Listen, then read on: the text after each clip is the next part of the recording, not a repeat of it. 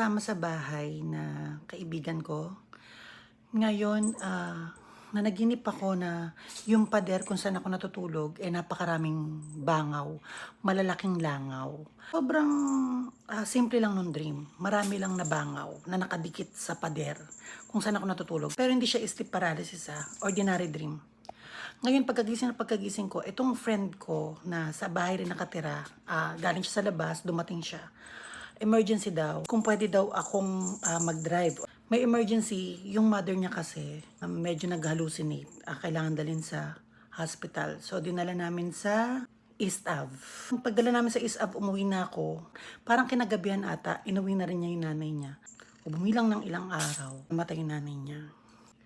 So kapag nanaginip ka ng bangaw na nakadikit sa pader, malalaking bangaw as in malalaki, ibig sabihin merong mamamaalam.